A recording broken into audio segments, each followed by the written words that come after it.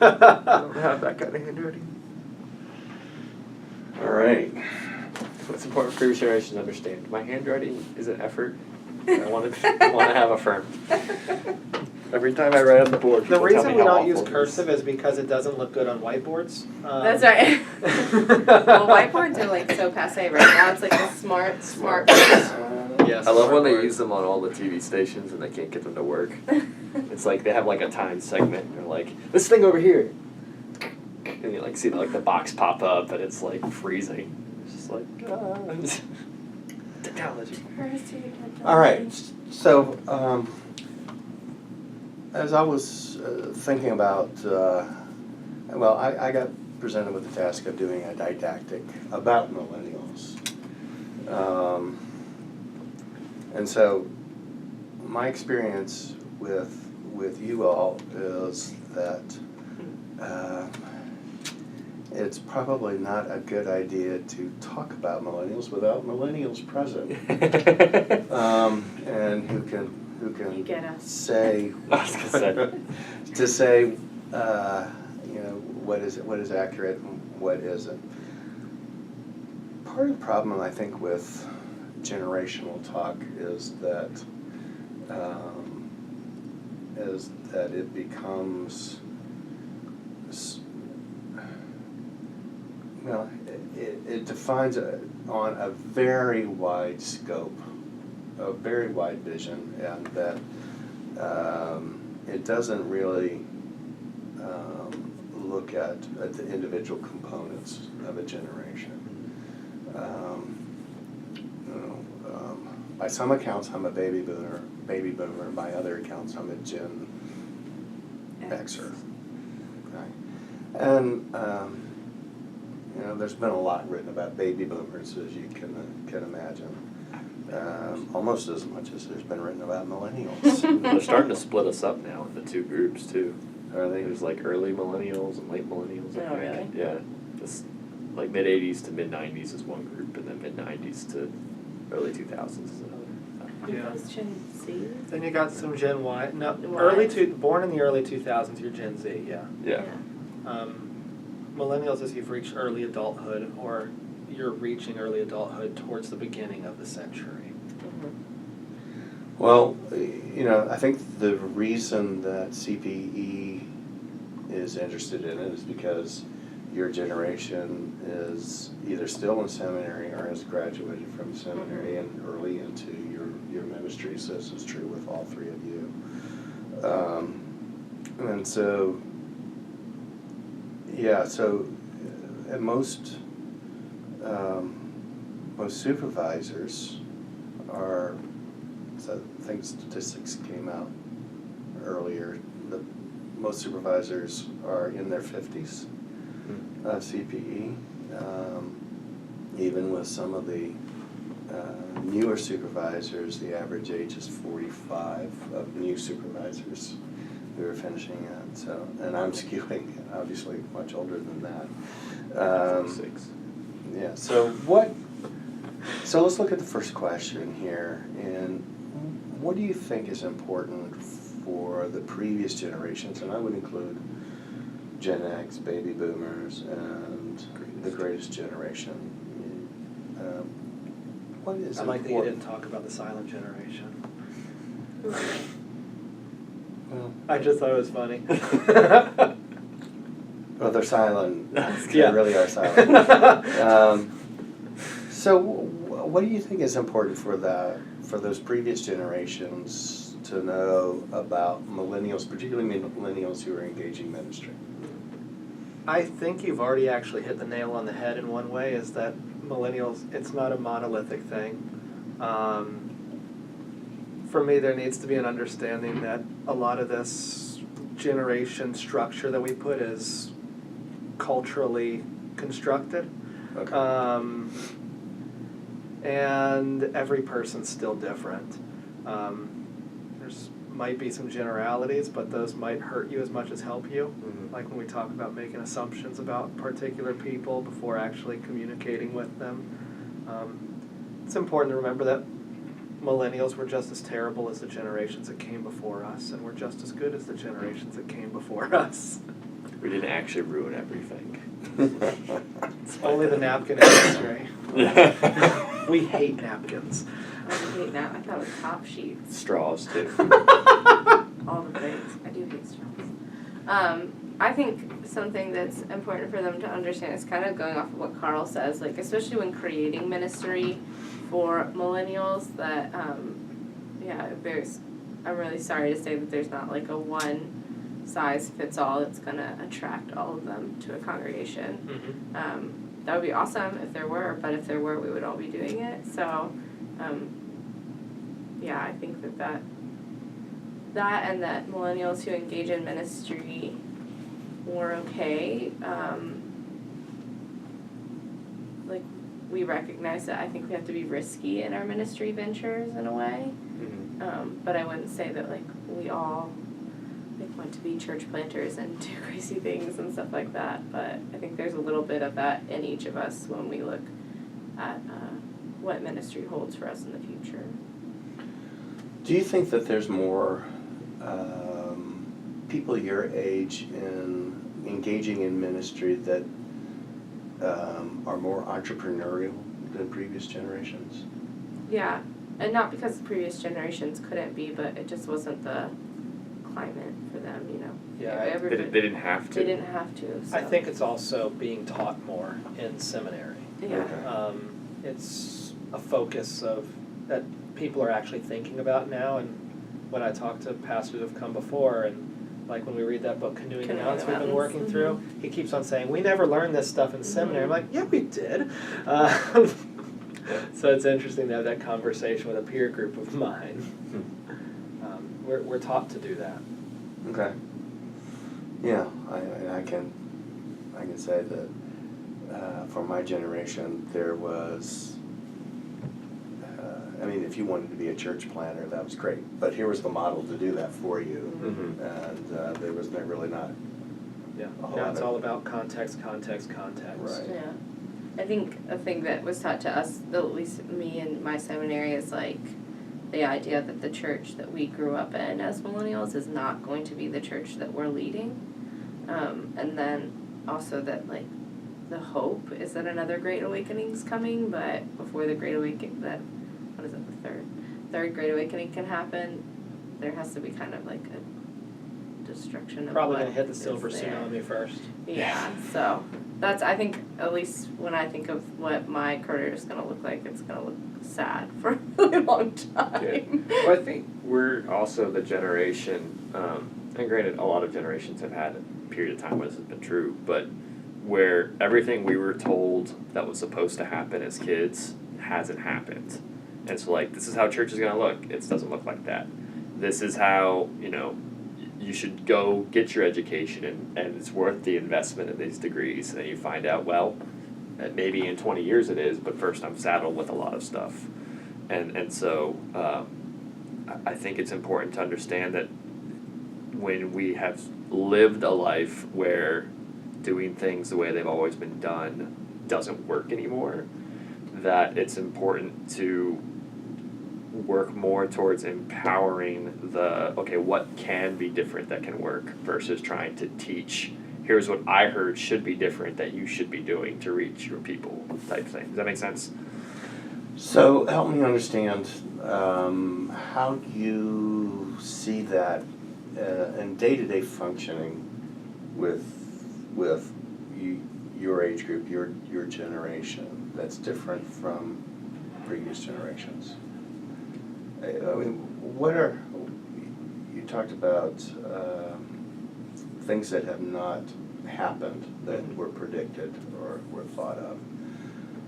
So now that they aren't happening, does that engender any kind of anxiety or any kind of urgency that invites maybe different practices, different functioning from previous generations?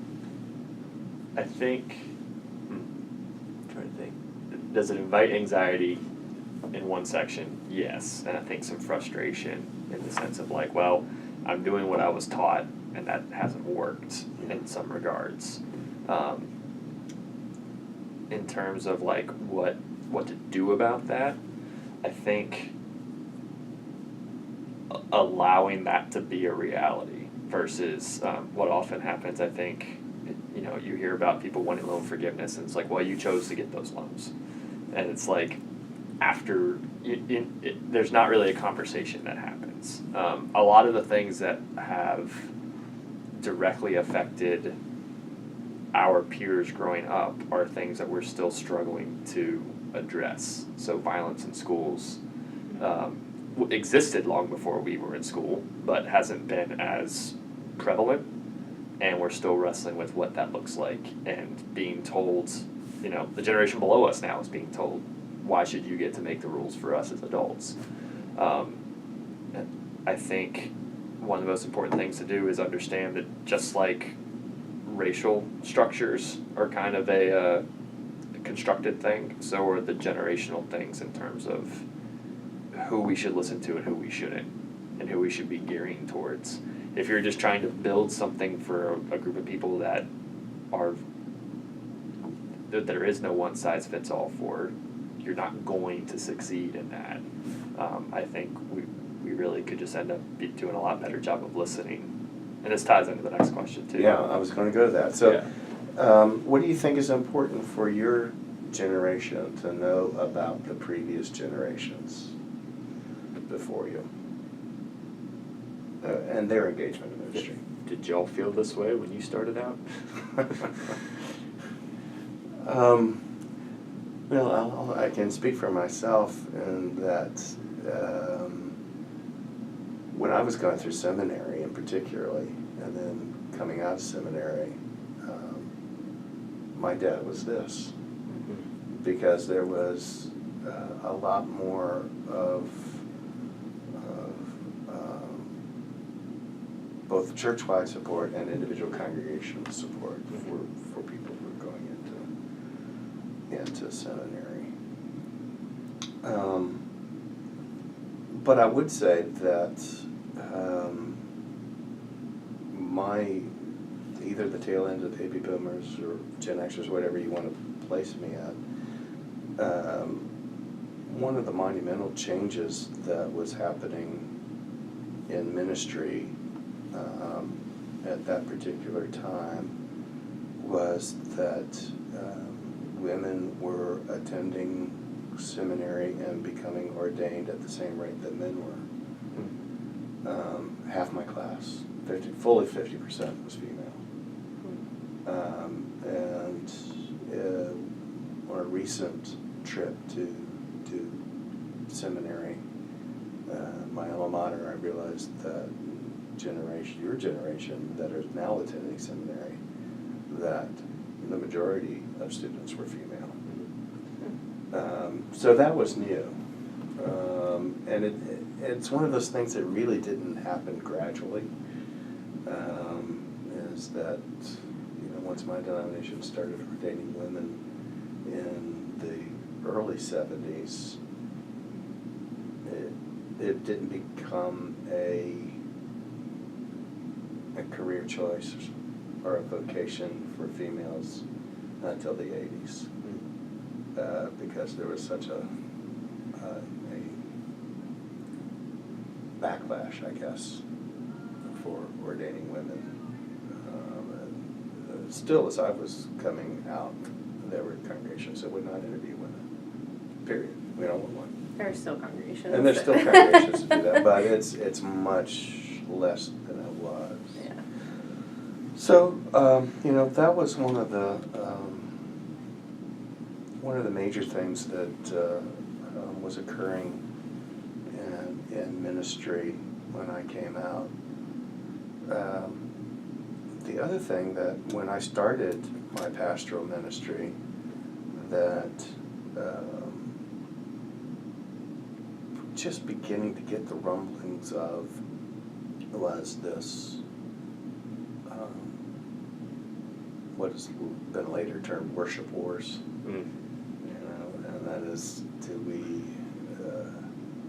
we target our worship for a particular demographic rather than a wider demographic, or staying true to traditions that have been handed down for millennia. So that became a real thing. And that got pretty hot and heavy for those who were engaged in ministry. I mean, there was a definite split that thankfully didn't become denominational dividing. Well, that didn't come until human sexuality got studied. But, you know, my generation was still taught in a classical style of seminary education, that this was ministry, this is what the ordained do, this is what congregational ministry looks like. And there really wasn't a whole lot of acceptance of deviation from that.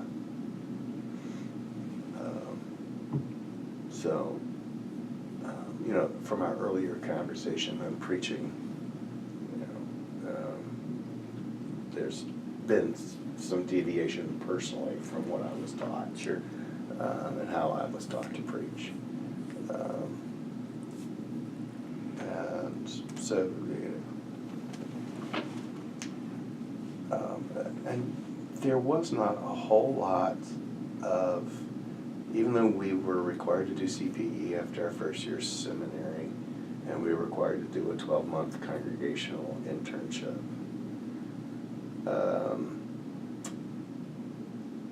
experiential learning was still not a big thing.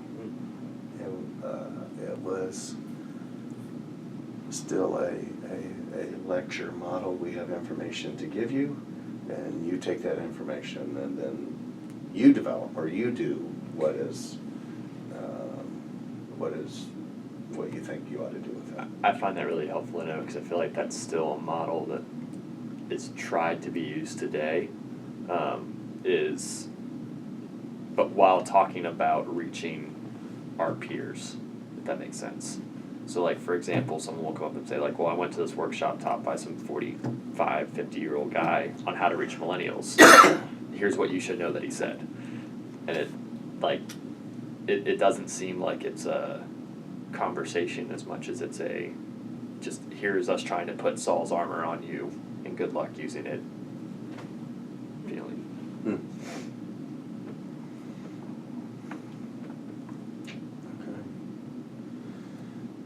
Yeah, and you know, the greatest generation, you know, and it's also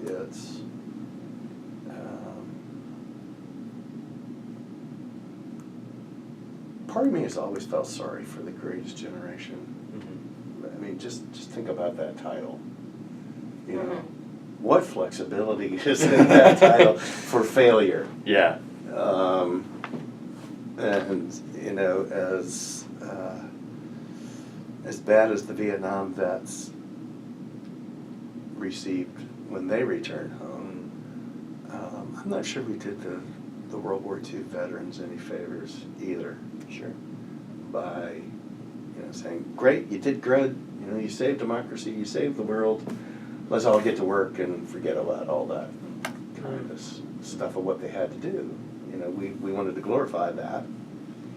And also encapsulates them to a certain period of time, and anything after 1945, right. What greatest generation? Yeah. Yeah. I think one thing I would love to hear from each generation is like, what about their ministry are they proud of? What about like their ministry, their generation in the church are they proud of? And then what is their greatest regret of like what their generation created in the church and what they're not proud of? I don't know what ours will be, but I'm sure we'll have both. Yeah, I think that's a great question. Okay, let's move on to number 3. Of the most common perceptions about the millennial generation, what do you identify with most, and what do you identify least with? I identify most with the idea that millennials are self-absorbed.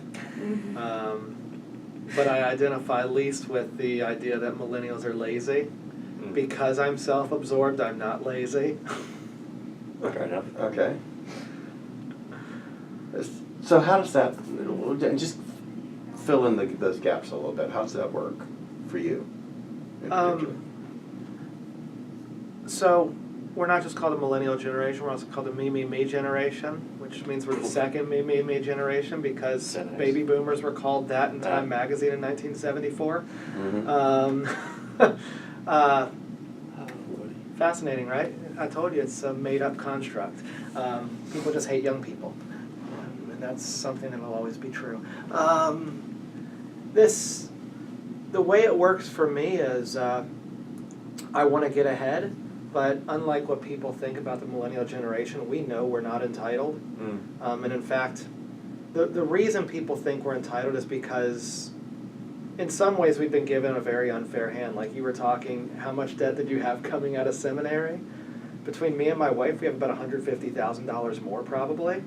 It's like unreal. And people are all like, well, you should have worked 2 jobs while you were in school. And I'm like, I worked 20 jobs while I was in school. One year I got 6 W-2s.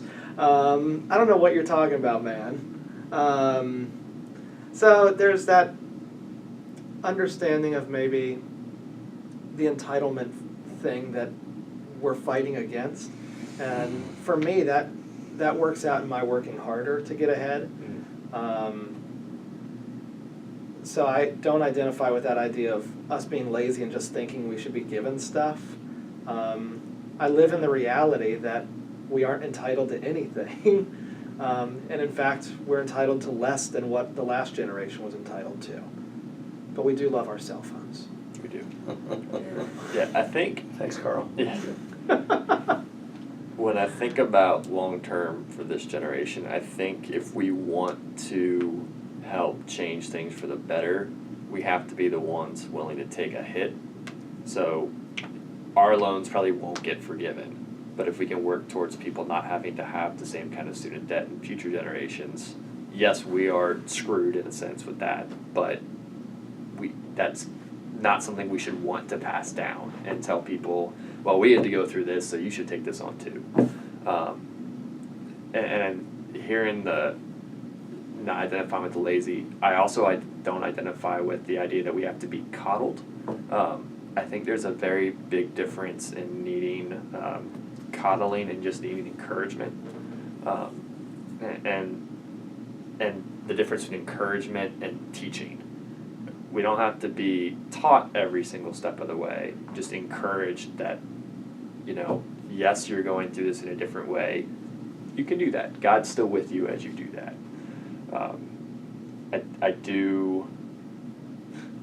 I'm not sure if it's only the millennials that get called cynical and that we, keep ruining everything. But I do identify with the idea that we try to change things and try to come up with new ideas. I think sometimes we lack the words to call things in nice ways, but trying to be creative and not necessarily, we shouldn't be referring to the old ways of doing things as stupid, but that it's okay to be exploring new ways of doing things. Well, what do you think that, the level of education debt that you carry, does that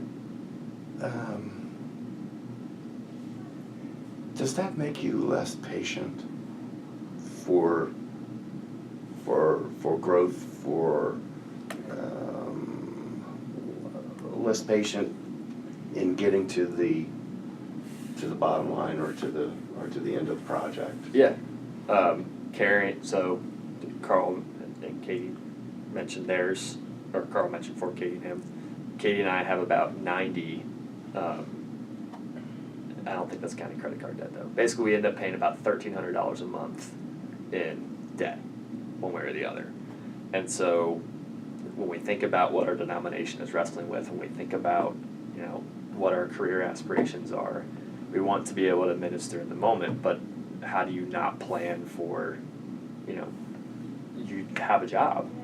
And I talked with Kirk for a little bit one time about which generation was more worried.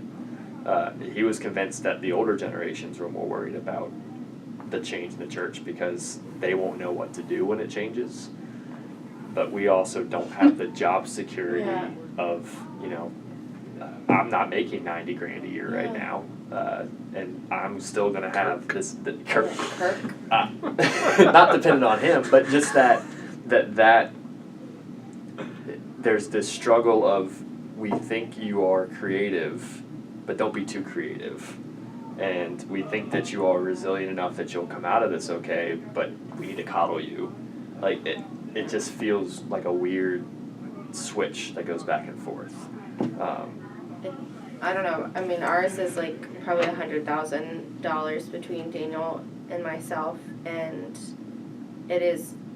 I think I really resonate with the idea that like I think our generation's more scared about what's going on with the church than previous generations because like. I'd say the clergy generation. Yeah, the clergy generation. Yeah, Maybe those yeah, engaged not generation, not just like the millennial that may or may not be sitting in the pew.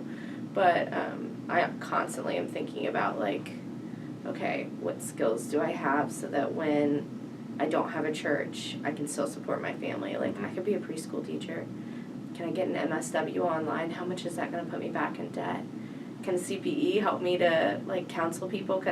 I mean, there's definitely like anxiety around our debt, and yeah, I don't think we're lazy. Because it goes to that whole thing of like our parents told us go to college, get a degree, and then when we got to college, all the professors were saying, well, a college degree doesn't do anything because now you have to go get a master's, and so then you went and got a master's, and then they're like, oh yeah, you didn't understand what $20,000 was, or you have no concept of money when you're 18. And in our church, we can't even have our jobs that we currently have without a master's degree. Yeah. Yep. For me, the thing that resonates that I identify with is I definitely think that this is a generation that will change things and does see the privilege that we've been given just by like at least in my experience as a white woman, like just the privilege given by my skin color. And I think we will be a generation that seeks to continue to right some of the wrongs, just like previous generations. I mean, boomers and every generation has that, so I think we'll continue with that. The thing I identify with the least, or I think that one of the things that's most frustrating to me is when people point out like, oh, well, you're the generation that everybody got a trophy for just showing up and playing, and I think that's what's frustrating to me is I'm like, you're the ones that raised us, like you created us, so that sometimes irritates me, and then So it's like the Frankenstein monster. Yeah, turning exactly. into Frankenstein. and then the other thing that irritates me is when recently when the Parkland kids have been called millennials, that irritates me because they are not millennials. Not because I don't want them lumped in with me. I would love to be able to claim what's going on. Hopefully they're a better But generation. yeah, I'm like, let them be their own. Like they're different than us. But millennials are old now. The kids in high school and college are not us. And I would love to claim them as us, but they're cooler and they're not us. So. When you mentioned what will we regret and what are we thankful for, I have things I'm thankful for our generation, but one of the regrets I think I'm noticing is that we're too passive in communicating what we felt. And so this younger generation, and granted we grew up where we learned about social media and we learned about technology. Mm-hmm. This next generation had it the entire time growing up, and so I don't know how much that's changed the innate sense of having a voice loud enough for everyone to hear. But I think we noticed things that didn't seem right in the way we were being told to do things, but we did them anyways. Mm-hmm. And now looking at this next generation that's like, no, this is stupid, we're not doing this. Mm-hmm. Going back to the vocabulary, could use some work. But I felt like we could have articulated those things, but we kind of ended up taking a back seat and trying to be tough enough and trying to be resilient in the ways that we were told that we weren't. This is fascinating. Have any of y'all read the book A New Kind of Christian by McLaren? Not good. So that's like one of his first books, and I agree with some of it and I disagree with some of it. It's written sort of like a novel. And he has the same, almost word for word, the same exact conversation you just had about baby boomers. Really? Yeah. It's funny. So they didn't feel like they just kind of sat back. and- Like, they would have been cool with like the church changing or things being different, but then life got in the way or something and they just didn't and they fell in line eventually. And he said, I see this new generation, this is early 2000s he wrote this book, being different and not doing that. Isn't there a thing about like every other generation, like patterns? There, Like we have connection with boomers, but we are very different from Gen X. And Gen X is very different from boomers, bad connection with the greatest. I think that's a yeah, fact. but we get along really well with the greatest generation and don't get along with baby boomers. Yeah. I like boomers more than Gen Xers. I So don't say like you're a them. boomer. Okay, all right. That's funny. So as you think about your CPE experience so far, let's kind of draw it down a little bit into CPE. What do you think resonates most with you and would resonate with others in your generation? Mine is the idea that we don't have to tell everything. Like, I think that that's something that has really been driven home for me in just like our one-on-ones, and I don't have to like always confess everything. Everything that you can like hold things back and it's not harmful to other people. I think that would be like eye-opening for our generation to hear that and to have permission to not have to overshare or and then I think the thing that resonated the most with me is just the family systems and working on myself as we're the me generation, so working on myself as an individual in order to create change in my world, that really it comes down to just myself, and I think other people in my generation would find like the Bowen family systems thing just to be really helpful, and the idea that we just work on ourselves as an individual and that will create enough change. So. Yeah, I think seeing how our roles are, how we come to be in the positions that we are and we come to have the patterns we do, I think that was really fruitful and would resonate, and it shifts the conversation away from, why are you like this, to, okay, how can I grow? And so instead of being stuck and trying to like lament what's led us to a certain place, it gives a hope for, okay, well, this is how this can be used in the future. And I think I also appreciate it as we learned about that we were reminded that it's not a perfect model, that it's just a framework. And I think that takes away